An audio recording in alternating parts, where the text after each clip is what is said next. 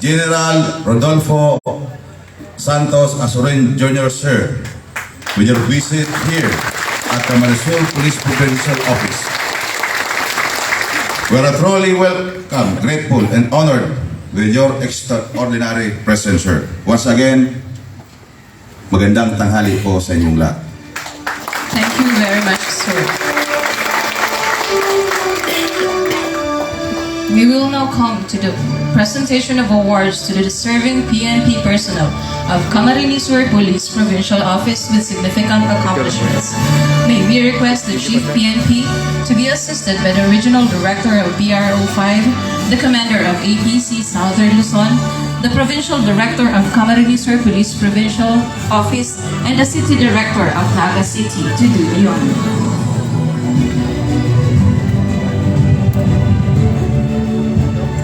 For having demonstrated exemplary efficiency, devotion, and loyalty to duty as the team leader of the operating team of 1st PMFC Camarines PPO during the conduct of minor internal security operations on October 24 to 25, 2022 at Barangay Cabalisan, Ragay, Camarines Sur, that resulted in the recovery of 4 units M16 rifles, 1 unit M14 rifle, 16 cans of improvised explosives device, more or less 30 meters detonating wires, 2 pieces caliber 5.56 ammunition, 1 piece buffer tube with spring for A2 M16 rifle, and 1 unserviceable handheld radio. Medalya ng Kadakilaan is hereby awarded to Police Lieutenant Jojo Dacoma Laduzca.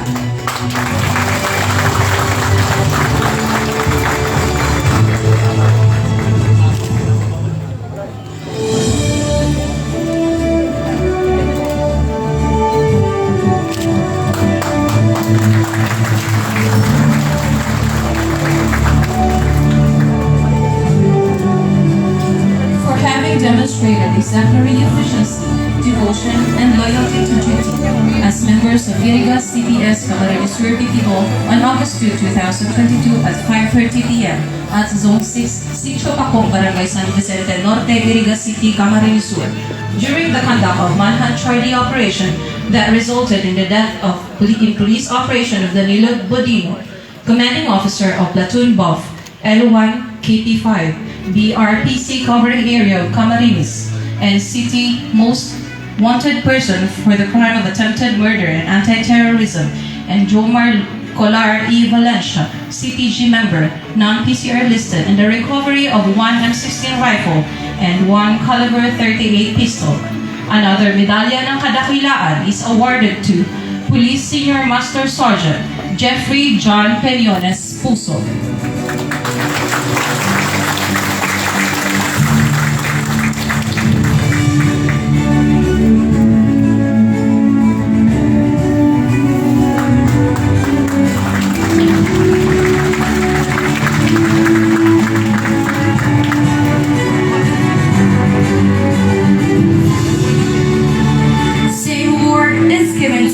Police Master Sergeant Kerwin Sergio Awa.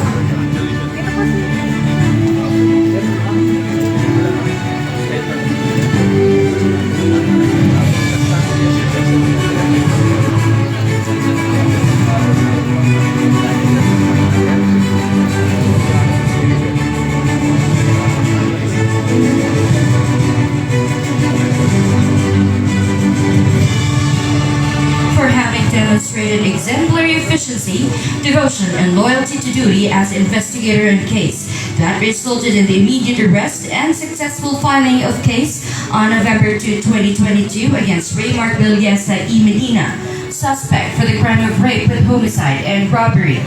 Subscribed by Prosecutor Gladys V. Bisola of Camarines Police Provincial Prosecutor's Office. His in-depth investigation conducted resulted to the solution of the Irish Maid Payonga case, a college student who was reported missing on October 29, 2022. Medalya ng Kagalingan is awarded to Police Corporal Ed Michael Viñas Oliver.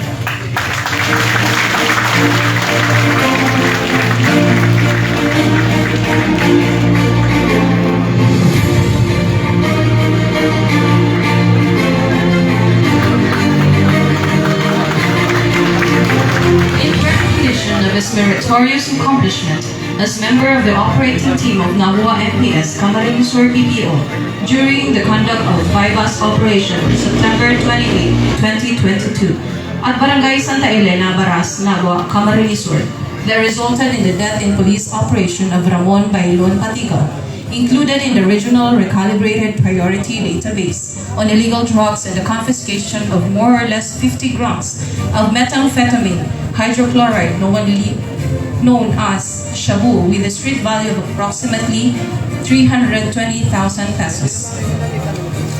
Another medalya ng kagalingan is given to Patrolman Aurelio Miraflores Barcoma.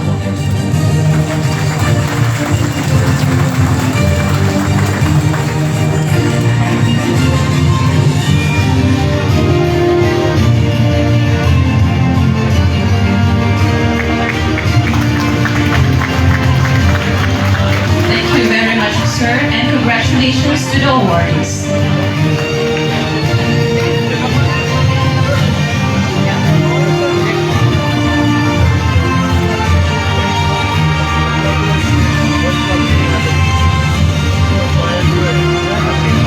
We'd like to acknowledge the presence of the former Regional Director of Police Regional Office 5, Honorable Omar Buenafet. Let's give him a big round of applause. And now, the City Councilor of Naga City. Please be seated. At this juncture, may I request Colonel Julius Cesar M. Domingo, the Provincial Director of Camarines Police Provincial Office, to introduce our guest of honor and speaker. Today, we are very lucky to have the distinguished presence of our Chief Philippine National Police. And for his introduction, let us all watch the brief audio-visual presentation of his impressive background as a devoted public servant. Journey from humble beginnings to the summit of police excellence. Born in Paniquitarlac in 1967, but was raised in La Trinidad, Benguet, Police General Azurin hailed from a reputable ancestry, the son of the late Police Lieutenant Colonel Rodolfo A. Azurin Sr. of Vigan, Ilocos Sur and Erlinda Santos. He finished his primary education in Mountain State Agricultural College and Central Luzon High School in the secondary school. He took engineering course at St. Louis University before entering a BMA class Makatao of 1989. He took his master's in management, major in public management in UP Baguio. Aside from the mandatory courses required to police commission officers, he also participated in various military and police trainings and seminars. He took his various intelligence training courses and seminars at the Special Intelligence Training School. He took up various investigation trainings in Malaysia, sponsored by the Australian Federal Police and the Royal Canadian Mounted Police. He also took his basic controllership course in the AFP. He took his logistics and human resource management courses in the PNP Training School. Police General Azurin is a well-rounded police officer, having served the PNP in various capacities, both in police operations and administrative works. He was assigned in Region 12, Region 4, NCR, Region 1, Cordillera, Region 11, Region 5, and Region 3.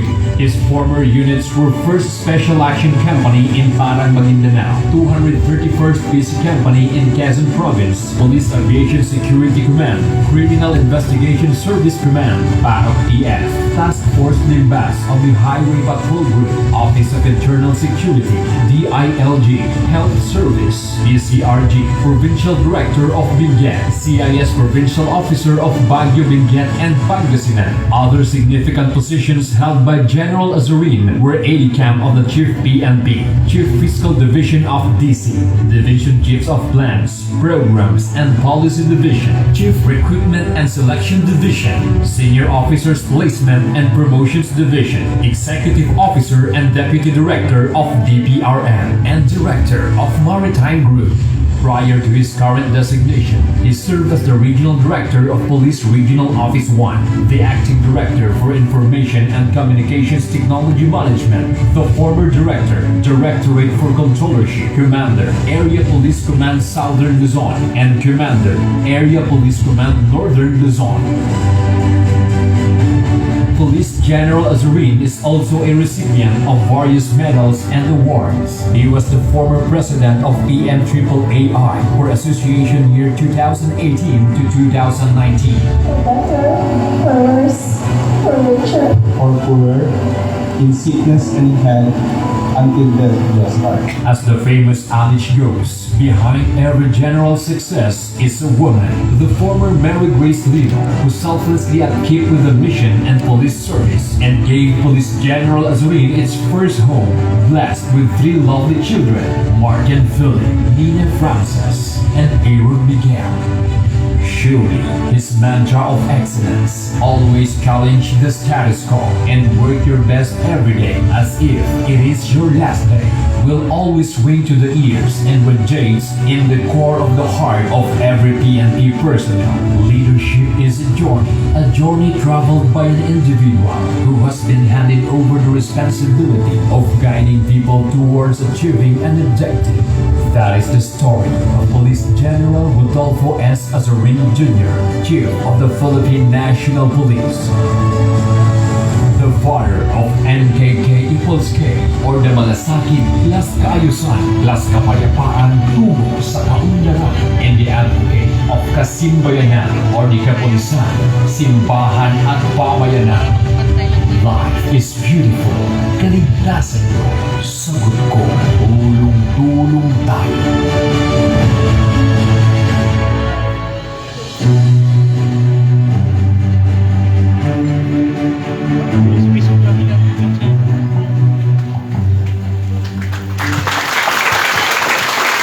Let us all welcome with a big round of applause our Chief, Philippine National Police, General Rodolfo S. Azurin Jr.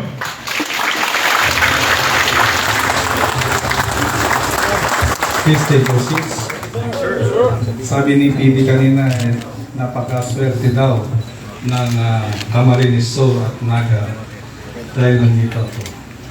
Actually, ako ang maswerte because the one person who raised me when I was a cadet was here with us today, this afternoon. Councilor Omar Bense. Ako ang aking company mate and I'm really very lucky na nagtagpo muli kami ni Sir. Pangatlong pagtatagpo namin ni Sir ito. Levo ako, first class siya, and then XO siya ng DPRM, division chief ako ng DPRM, and then ngayon, nagtagpo ulit kami, konsihal na siya. Sana sa susunod mayor na siya. Thank you very much, sir, for joining us, sir, this afternoon. Taking time of your very busy schedule, sir, to see Camarines to PPO and at the same time magkita po ulit tayo, sir. Maraming salamat, sir. Without you, sir, siguro wala po ako dito ngayon, sir. Without the first class of class 86, will not be here this afternoon talking sa so palakpakan natin si sir. Likewise, sa atin pong area commander ng Area Police Command Southern Luzon, incoming Lieutenant General Roderick Amamento. Napakasimpag po sa yung tumalo sa atin dito. I was supposed to start visiting Bicol. Natapos ko na yung 4A, yung 4B. So papunta na sana ako dito bibisita before the election. So nagkaroon ng changes, I was reassigned to Northern Luzon. Kaya si Eric ang pumalit sa akin and napakaraming accomplishment ng Area Police Command Southern Luzon under his leadership. Of course, ang ating napakasipag din na Regional Director. Siguro nagmana rin si RD ninyo rito. So dati rin RD ng PRO 5, si Councilor Omar Benate. Police Brigadier General Rodolfo Dimas, ang ating Provincial Director ng Camarines Sur PPO, Police Colonel Julius Cesar Domingo. Salamat sa Amerika na binigyan sa amin. And ang ating City Director ng Naga City Police Police Office, Police Colonel Nelson Pacalso.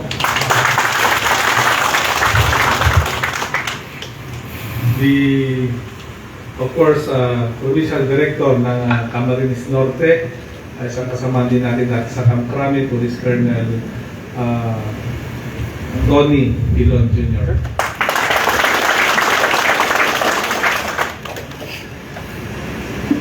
Of course, ang ating pastor, chairman ng BRED, president ng faith-based group, Pastor Joey M. Piano.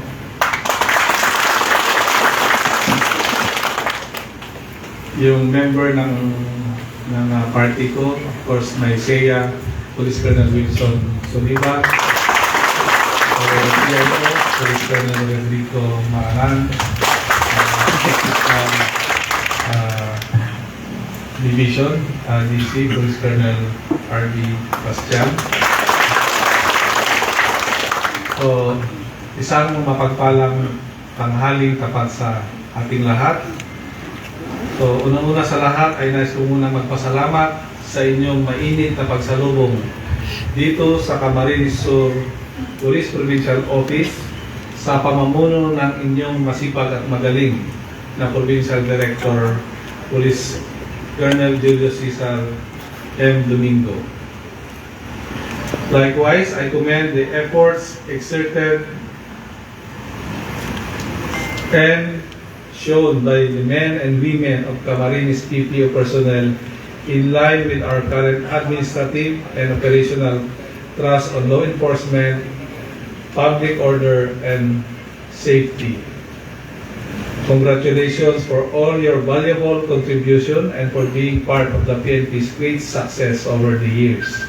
Pinabati ko rin po ang ating mga awardees kanina at it just shows that the leadership of Police Regional Office 5, including yung ating Provincial Director, ay talaga namang makikita po natin ang napakasipag na mga tauhan po natin. They are being supervised and they are accomplishing so much for the PNP organization, hindi lamang po dito sa probinsya ng Camarines Sur, but even po sa programa po ng ating regional office dito sa Bicol region.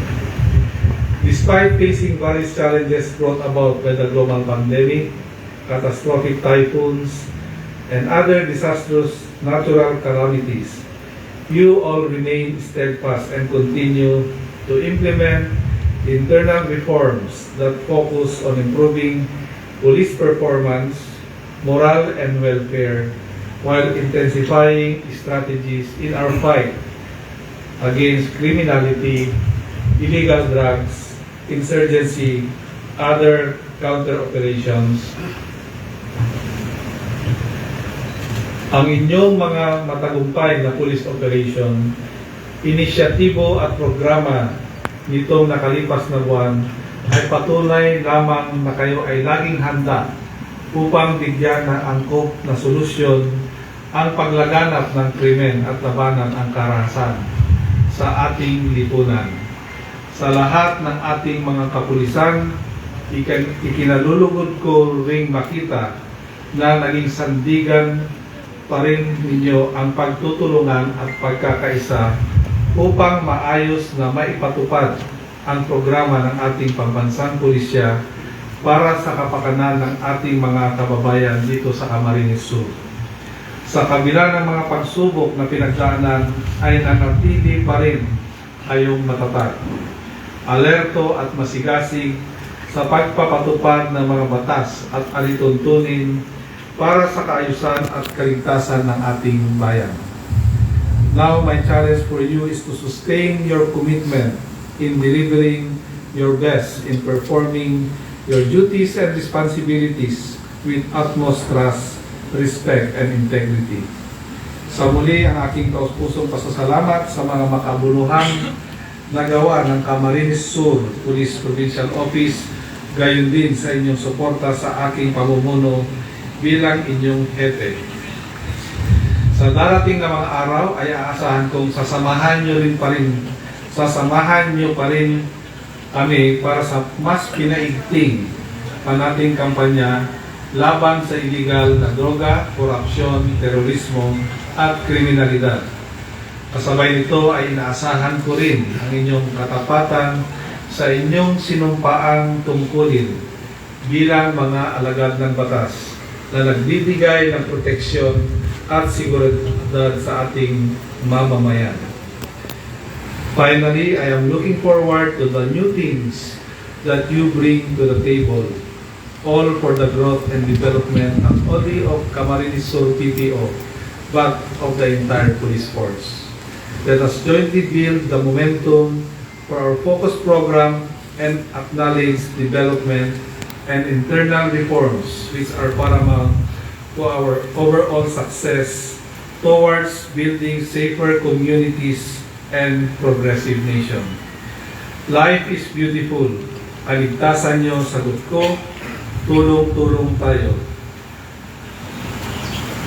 Let us do our commitment, collaboration, and unending unity of police, community, and religious sector, jointly embracing the kasimbayanan spirit as a way of life, of a beautiful life.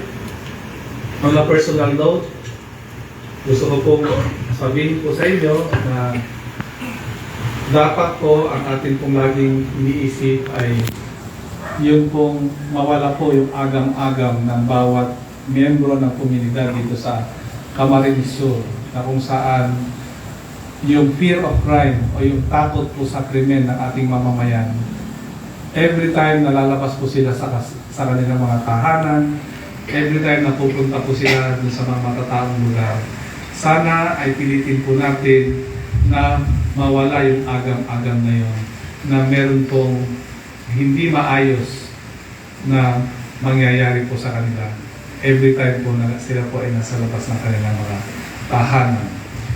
Ganon din po na sana ay unti-unti po nating pagtuunan ng pansin yung mga nakikita po ng ating mga mamamayan na mga pang-aabuso po ng ating mga kasamahan sa gobyerno, kasamahan sa serbisyo. So that yun pong tiwala ng ating pong mga mamamayan ay magbalik po, especially po dito po sa Naga at saka sa Camarines Sur. Of course, as a province, may mga municipalities po na po tayo rito na hindi naman po mahirap po na ibalik ang tiwala ng ating mamamayan. But in some areas in the Philippines, especially in Metro Manila, we really need to sustain the program kung saan we need to gain the trust and confidence of our community or every member in the community. Kaya nga po nabuo po yung programa po natin na MKK equals K, yun pong malasakit, kaayusan, kapayapaan tungo sa kaunlaran. Malasakit ay, ang ina-address po natin yan ay dalawang bagay po. Yung malasakit externally, yun po yung dapat ay naipaparamdam po natin sa lahat po ng sektor na pinaglilingkuran natin dito sa Camarines Sur at Naga, na ang pulis po ay kakampi po nila. Ang pulis po ay laging nandiyan yan para susuporta at maaasahan po nila anumang oras po na kailangan po nila ang tulong natin. In the same time, yung malasakit po ay internally, dapat nararamdaman din po ng bawat pulis natin yung malasakit po ng liderato, na kung saan dapat ay maramdaman nila na ang mga commander po ninyo, from the CPNP down to the provincial directors or city directors, regional directors, hindi po kami natutuwa pag meron po kaming dinidismiss, sinususpend, dinidemote na pulis. Kami po ay nanghihinayang po sa mga nagagawa po namin ngayon dahil dapat po ay bilang pulis tayo po dapat ay hindi po tayo dapat gumagawa ng hindi po kaaya-aya sa taong bayan, because yun pong ginagawa po natin na kamalian, yun po ang nagbabawas po ng respeto at tiwala ng komunidad sa atin. So, as much as possible, we try to caution each other. Diba? We try to exercise our leadership ng maayos.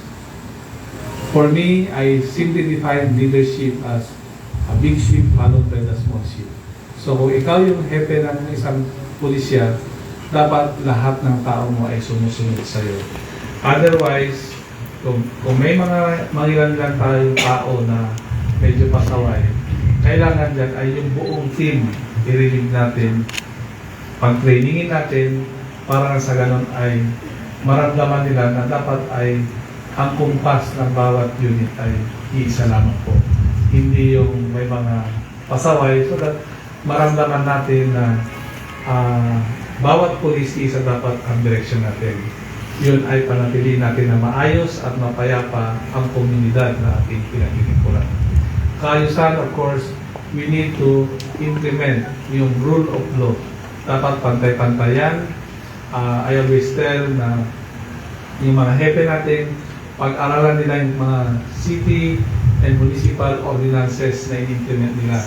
Para sa ganun, malaman nila if they are still responsive, if they are still relevant, and then they ask for the samunian, bayan or lungsod na medyo i-update natin para sa ganun ay medyo mas responsive at relevant sa pangangailangan ng panahon. Likewise, of course, di kapayapaan naman na side is we concentrate on the insurgency, of the terrorism problem po natin. Dito po sa buong Pilipinas, there are only almost 800 barangays na lamang po ang kiniklear natin sa problema natin sa insurgency. So, by region, some parts of Bicol and some parts of Samar, yun na lamang po ang mga natitira. Pagtulong-tulungan na po natin na matapos na po ang problema natin sa insurgency. So, ito ay kailangan natin, napakahalaga po ng tulong po ng komunidad po dito sa laban po natin dito sa insurgency. I always tell everyone na it's only the police, the soldier, and the pastors who can go to the farthest and remotest barangay. So as policemen, we consider ourselves as the ambassador of the government, whether from the national, from the provincial, or from the municipality. Tayo po dapat ang representative ng mga leaders, mga liderato po ng mga local governments natin. So pagpunta po natin doon, kung abusado po tayo, ang tingin po nila ay abusado ang gobyerno. So we always represent the government in all our dealings. Kaya tayo dapat, pag nagpupunta tayo ron, tanungin po natin, ano po ba ang mga pangangailangan nila? Because these are the reasons na ginagamit po ng ating kalaban. They agitate the people in the countryside. Wala ko silang ginagawa kung hindi sabihin kung ano po yung mga hindi nagagawa na proyekto ng ating gobyerno. And then they organize these people, they identify saan ba sila pwede, sa armado ba o sa propaganda sila, and then they start mobilizing. On the part of the PNP, the soldiers, instead of agitating them, tayo naman po ay we bring awareness to everyone in the community. Sabihin po natin ano po ba ang proyekto ng mga local government natin, yung probinsya natin, yung national government natin. So that when they strike a balance, makita po or maramdaman po ng taong bayan, mas marami pa po palang ginagawang magagandang proyekto ang administrasyon, national man, provincial man, o local. At kung meron pong hindi natutugunan ang ating mga local chief executive, we inform the different line agencies because the PNP cannot give what they don't have. So iparating po natin sila. Kailangan ang laban po natin dito is the sustainability of the programs and projects na ini-implement po ng ating gobyerno. So now we have the Barangay Development Program na inumpisahan po ng nakarang administrasyon at itutuloy po ng administrasyon ngayon. So the PNP and the AFP should ensure the completion of these projects para po maramdaman ng ating mga kababayan sa malalayong lugar na ang gobyerno po ay talaga pong gumagawa ng proyekto para sa kapakanan ng ating mga mamamayan saan man po silang sulok ng Pilipinas.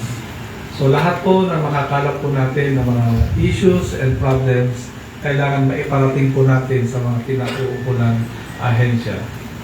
There are samples po na napakasimple po ng mga problema ng mga kababayan natin. For example, ang problema nila ay walang birth certificate yung kanilang mga anak. So matagal na po sila doon. So we need to inform the LGU. Sino po ba ang correct na agency na mag-process nun? Kahit clean na mga lupain po nila, na matagal na po nilang lupa, na minsan ay inaangkin pa ng mga dayuhan. So these are the things that we need to bring to the awareness also of our leaders so that we can help them. Mga farm to market road, kailangan is masabihan, irrigation, mga pananim. These are simple na mga problema nila na hindi po na ipaparating sa mga tamang ahensya ng gobyerno. At ang pinaka-worst po ay meron po tayong mga barangay dito sa Pilipinas nang alam nila na kulay ng bandila natin ay pula. So these are simple things from the point of view of the barangay na hindi po natin sila na-engage. I think ang ating pong kapulisan dito po sa Camarines Sur, even Camarines Norte, nandito ang ating PD. Let's start engaging our community. We develop relationship with the community. Diba? Hindi po natin kakayanin ito. Dapat ay tulong-tulong po tayo. And we are lucky na nandito po ang ating konsehal ng Naga. So, he can be the voice of the people in the countryside. Kahit hindi po nila area yun, at least familiar naman si Sir pagdating sa Bicol. So muli, maraming salamat po sa opportunity na binigay niyo sa akin at magbisita po kayo. Actually, ito po yung second na attempt ko po na bisitahin kayo. Buti naman natuloy. The last time was in September during the nasandangwa ako noon. So again, maraming salamat po to Councilor Brenate, sir. It's really nice to see you once again, sir. And sana, sir, ay patuloy po din yung tutulungan ng ating pulis dito sa Camarines Sur and Naga City, sir. Muli, magandang tanghali po sa ating lahat at mabuhay po tayong lahat. Thank you very much, sir, for imparting inspiring and motivating words to all of us here today. May we now request Brigadier General RODOLFO Dimas, Regional Director of Police Regional Office 5, together with the Provincial Director of Camarines Sur PPO to present a plaque of appreciation to our Chief PNP.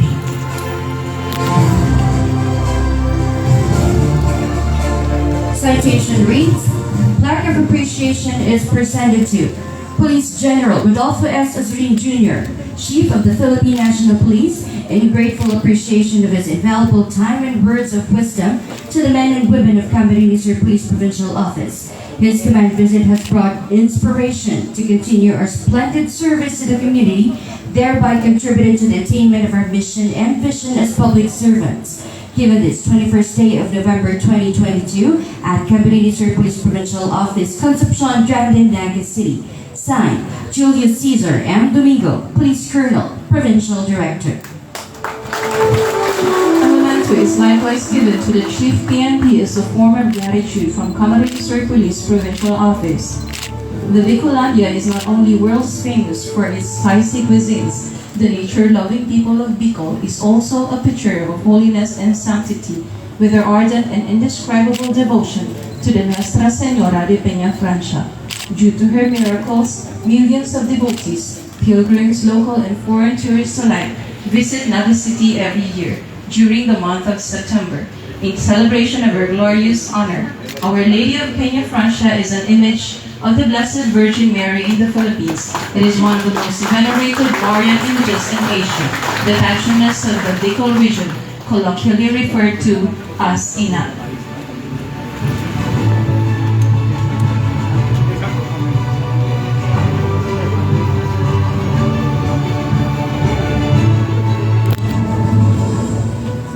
A memento is likewise given to our other guests. We also have a memento for Major General Roderick C. Armamento.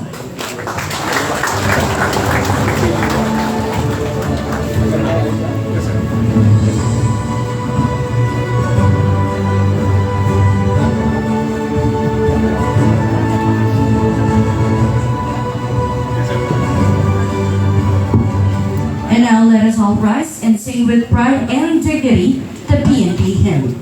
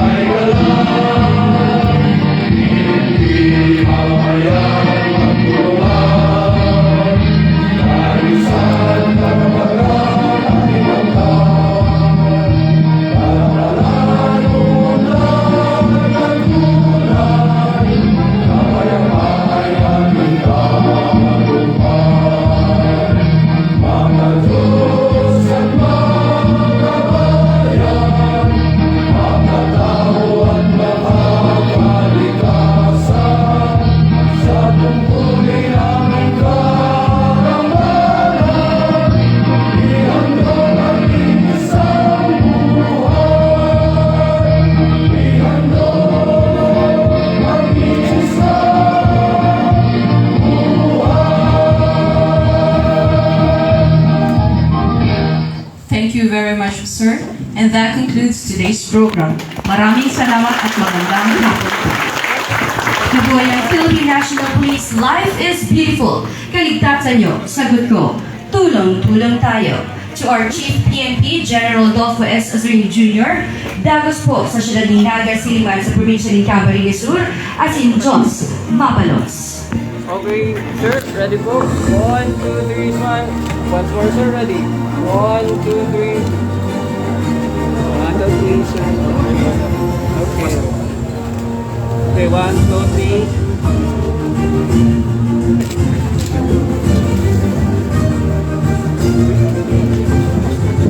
Sorry ka. Sige ako, Pastor, kami na bumabalik yun.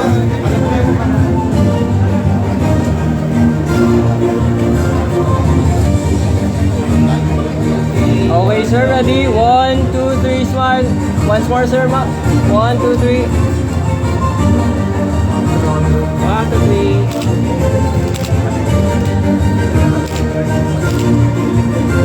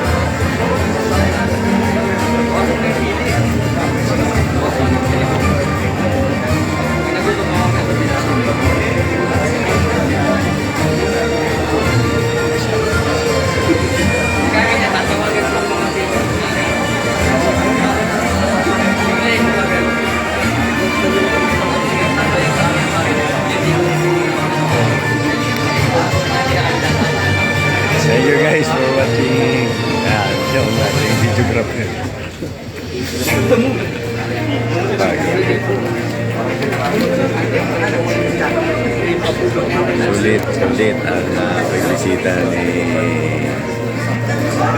Police General Rodolfo AZURIN ating mahal na Chief ng Philippine National Police. Thank you for coming, sir.